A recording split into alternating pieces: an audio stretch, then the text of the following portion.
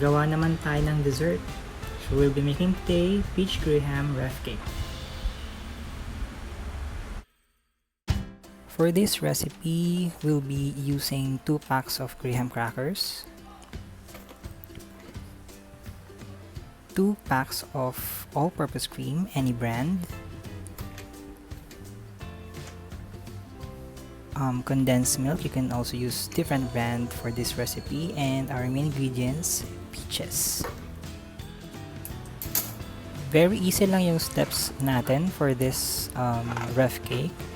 So what you need to do is to pour in your all-purpose cream, the 2 packs of all-purpose cream in your mixing container together with the condensed milk. So like I've said earlier, any brand naman you can use for this recipe.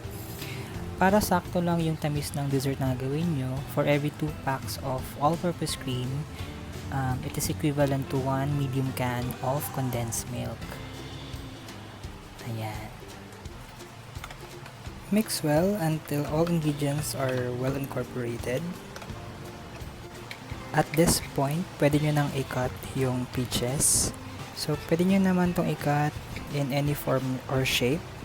Pero yung ginawa ko dito is thinly slices para mas marami akong mailagay sa containers.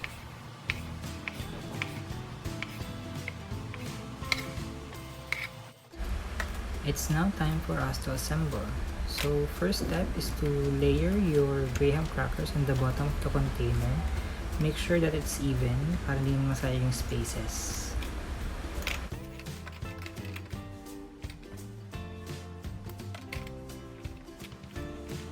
Your next layer will be the fruit layer.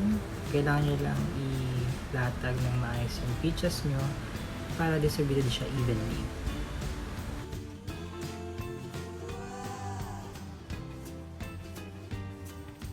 After layering your peaches on top of your graham, the next step is to drizzle your sauce on top of it, just like what is being shown in this video.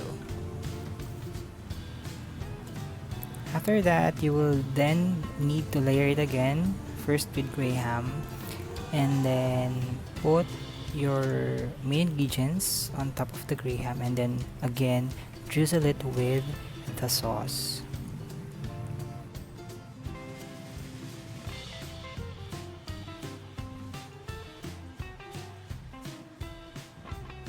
By the way, kung wala kayong mahanap na peaches sa grocery, you can also use fruit cocktail, mangoes, strawberries, blueberries, and other fruits na gusto nyong gawing main ingredients for any rough cake.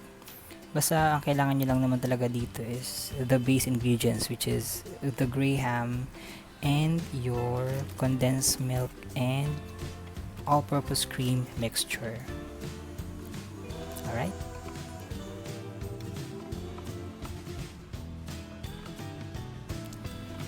For this container, I was able to make 3 layers of rough cake. And what I did here is I finish it by putting peaches on top.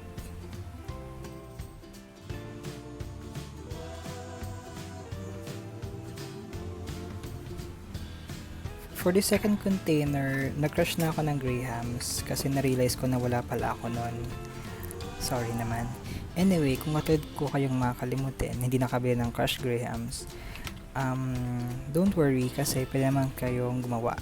So, kuha lang kayo ng graham crackers and then place it into a bowl or a plastic bag na malinis, and then durugin ito with any tools na pwede nyo ipang crush ng graham. Kung wala naman, pwede na rin kamay.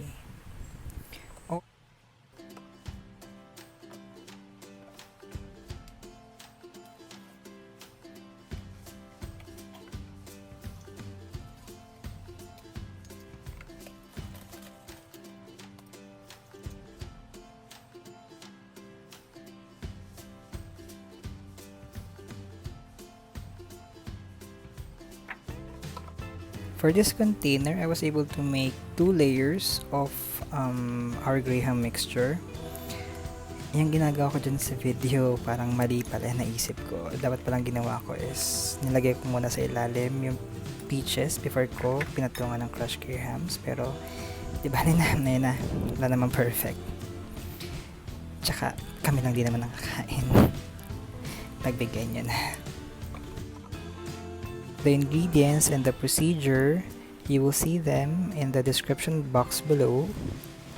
And that is how I make my peach graham rough cake.